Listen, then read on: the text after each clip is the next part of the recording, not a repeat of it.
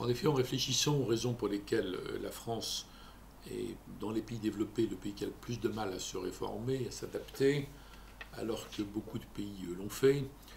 Au début, c'est un peu perturbant, un peu compliqué, et puis finalement, ces pays en profitent.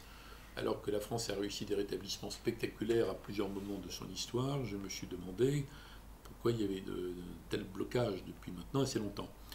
Et je pense qu'il n'y a pas simplement des raisons économiques, la mauvaise santé de l'économie, le manque de productivité, de compétitivité, le chômage de masse qui est un cancer de la société, mais je pense qu'il y a des raisons psychologiques, historiques et autres. Et c'est comme ça qu'on arrive à des paradoxes incroyables, qui est que dans les grandes enquêtes mondiales, par comparaison, les Français sont plus pessimistes sur l'avenir de la France que les Irakiens sur l'avenir de l'Irak, les Afghans sur l'avenir de l'Afghanistan et qu'à peu près tout le monde. Il ne s'agit pas de gens pessimistes sur eux-mêmes, ni sur leur vie ou leur famille, mais sur leur pays. Et là, je crois qu'il y a donc des raisons objectives et des raisons complètement subjectives.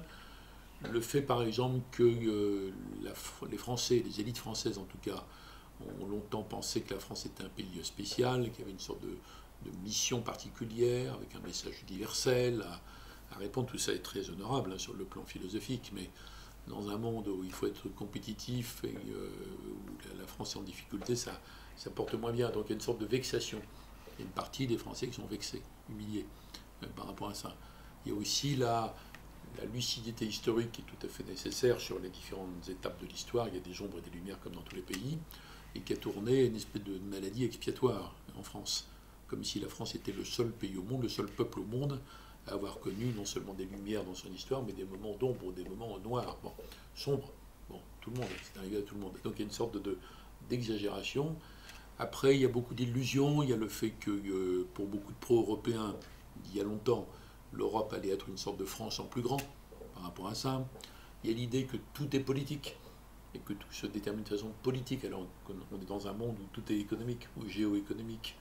Il y a une croyance énorme dans les institutions internationales pendant très longtemps, l'ONU, puis tout ce qui en découlait, tout ce pourquoi la France a œuvré en mettant en avant des idées depuis le lendemain de la Deuxième Guerre mondiale et l'organisation du Fonds monétaire, de la Banque mondiale, de l'UNESCO, la création du G7, le G20, tout ça. Bon. Et on s'aperçoit que tout ce système multilatéral qui est extrêmement utile, mais c'est un cadre en fait. C'est un cadre qui n'a pas de puissance en soi et que ça dépend de l'influence et l'intelligence des pays qui sont là et qui s'allient ou pas. Donc beaucoup de choses, plus une mondialisation qui s'est faite un peu à rebrousse-poil des Français, parce qu'elle se fait sur une base de moins d'État, plus de marché, et pas le marché sous sa forme la plus positive, parce que c'est un marché très compétitif, très financiarisé, très dérégulé, qui peut conduire quasiment à une sorte de gigantesque casino. Bon, ça se fait pas en français, mais sur la base d'une sorte de sous-américain d'aéroport qui est le Globish. Bon, tout ça n'est pas formidable. Mais la France en a vu d'autres. Elle s'est redressée de façon spectaculaire, par exemple après la Deuxième Guerre mondiale. C'est extraordinaire par rapport à ce qui avait été mai 40, l'effondrement. Et les Français n'arrivent plus à croire en eux-mêmes. Donc je me suis concentré sur cet élément, puisque ça finit par bloquer toute réforme. Toute réforme est tuée dans l'œuf à cause de ça. Donc c'est important de débloquer ça, si on le peut. En un mot, je dirais que la place de la France dans le monde est beaucoup plus grande que ce que les Français croient. Comme les Français ont cru que la France était au centre de tout, universalisme, etc., et que en fait c'est plutôt une foire d'empoigne, le monde tel qu'il est, on est passé à l'excès inverse. On est passé de l'excès de prétention, d'égocentrisme, de nombrilisme, déclaratoire et verbeux, à une sorte de déprime, on rase les murs parce qu'on n'est plus au centre des choses. C'est tout à fait exagéré. C'est tout à fait exagéré. Si on interroge des gens dans le monde entier sur la France, sur l'image de la France, qui est en plus pas liée à la conjoncture immédiate, c'est une image sur des siècles. En réalité, on s'aperçoit que partout dans le monde, les gens mettent la France plus haut que ce que croient les Français d'aujourd'hui, et qu'il y a une grande attente en plus. Alors que les Français ont été terrassés par leurs difficultés de tourner en rond sans trouver d'échappatoire ou de porte de sortie. Mais il faut quand même noter, une fois que j'ai dit ça, que l'ensemble des pays occidentaux qui ont conduit l'histoire du monde depuis 3-4 siècles, depuis la mondialisation ibérique, puis britannique, puis américaine, l'ensemble de ces pays ont moins d'influence, relativement. Ils restent les plus riches et les plus puissants, notamment par tête. Même quand la Chine aura dépassé les États-Unis en PIB global, la richesse par tête n'a rien à voir. La Chine est, je crois, 99e pays pour la richesse par tête. Donc ça n'a rien à voir avec ça. Donc l'ensemble de ces pays n'ont plus la puissance qu'ils avaient avant. Les États-Unis n'ont plus la puissance qu'ils ont eu en 1945 ou dans les années 90, quand je parlais moi-même d'hyperpuissance. C'est tout à fait autre chose. Donc il y a une baisse relative de la puissance des pays occidentaux, dont la France, mais ça reste des pays riches, puissants, importants et surtout avec un énorme potentiel. Donc il faut répondre à ces questions en trouvant objectivement un bon équilibre. Alors les atouts de la France sont innombrables. Elle a des handicaps, elle a des blocages concrets, réglementaires, un espèce de système complètement étouffant pour la vie économique qui décourage l'investissement, une fiscalité qui est devenue aberrante, un degré de réglementation qui est étouffant, même si à chaque fois ça part de bons sentiments, tout ça. Donc il y a pas mal de handicaps, il faut remettre à niveau l'ensemble du système économique, le rendre plus productif, plus compétitif, il y a un élément de coût dans la compétitivité, il y a un élément de qualité, il y a un élément d'innovation, enfin, il y a plein de choses à faire, mais le potentiel est considérable. Mais ce qui me frappe depuis que je m'intéresse à ces questions, c'est qu'en général dans le monde médiatique, si on parle des atouts de la France, aussitôt quelqu'un va vous dire comment, mais c'est prétentieux de dire ça, c'est chauvin, c'est nationaliste. C'est absurde. On doit être absolument capable calmement de dire voilà nos handicaps, nos faiblesses, et voilà nos atouts.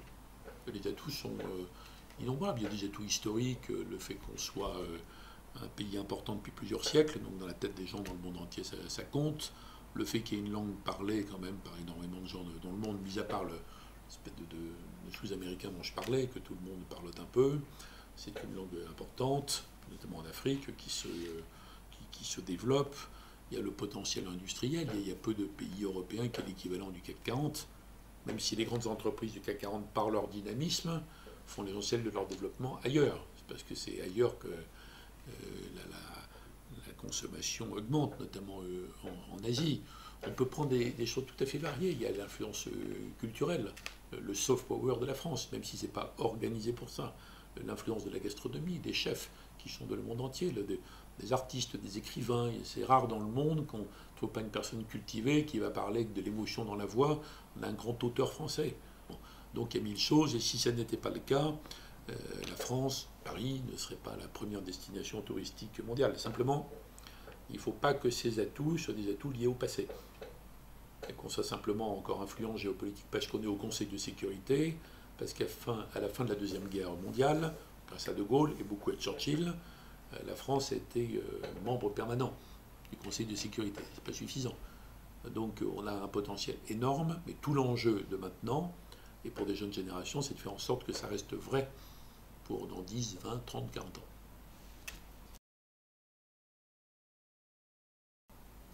Alors, en ce qui concerne la réforme, moi je ne suis pas du tout idéologiquement ultralibéral, pas du tout. Je raisonne en fonction de la conjoncture et du moment. Et il me semble que le niveau d'endettement, le poids de la dépense publique, on est à 10 points au-dessus de la moyenne de la zone euro. Or, les autres pays de la zone euro sont des pays dans lesquels les gens sont pas mal soignés, mal formés, les infrastructures ne sont pas déficientes, donc il y a quelque chose qui ne va pas dans notre système. 10 points au-dessus, ça entraîne pour financer ça une fiscalité asphyxiante. Et petit à petit, même si c'est aussi bien la droite d'abord que la gauche après, si on s'en est pas rendu compte au début, on a une fiscalité qui est paralysante en fait. Et il n'y a plus aucune raison ni de consommer, ni surtout d'investir, de préparer l'avenir. Donc quand je vois ça, et quand je vois que la droite n'a pas réussi à faire les réformes qu'elle aurait dû faire de son point de vue, qu'on peut contester, on peut être contre les réformes que voulait faire la droite, mais en tout cas, même Nicolas Sarkozy ne l'a pas fait dans son quinquennat, que la gauche a la plus grande difficulté, parce que même des réformes qui sont considérées comme évidentes, justement pour réduire le coût de la dépense publique, évidentes par tout le monde, par le CDE, par le FMI, par la Banque mondiale, par la Banque centrale, par la Commission européenne, même dans les cas où on a signé des traités, nous, en France, Maastricht, puis le traité plus récent, qui a été négocié et signé sous la droite, ratifié sous la gauche, qui ne veut pas faire disparaître l'endettement, parce qu'un certain degré d'endettement peut participer du dynamisme de l'économie, naturellement, mais le ramener à un niveau gérable, les fameux 3%. Par exemple. Donc même quand, en principe, c'est accepté, en tout cas par les partis du gouvernement et au-delà, droite et gauche, On voit que la France a les plus grandes difficultés parce que il y a des partis politiques qui ont une base électorale avec des gens qui ne veulent pas, quoi. Même si il faut faire cet investissement au début pour que l'ensemble du pays en profite au bout de 4-5 ans, ça paraît long dans la politique actuelle. Et la notion d'intérêt général a un peu disparu. Donc faisant cette synthèse, qui n'est pas tout à fait originale, mais ce qui est plus original, c'est la conclusion, j'en arrive à l'idée que pour désembourber la France, pour sortir de cette impasse, il faudrait faire une coalition pour la réforme, qui consisterait à se mettre d'accord pour quelques réformes clés, pas toutes les réformes, pas pendant longtemps, pas pendant des années et des années, pas l'union nationale, on ne va pas tout mélanger, on n'a même pas besoin d'un gouvernement d'union nationale.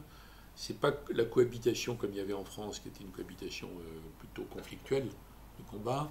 C'est pas les coalitions comme en Allemagne où ils sont habitués, et ils ont des lois électorales qui les obligent à faire ça. En réalité, ce serait un engagement explicite sur quelques réformes clés, précisément comment on ramène le poids de la dépense publique en, disons, il y a une dizaine d'années, au même niveau que les autres de la zone euro. C'est un exemple.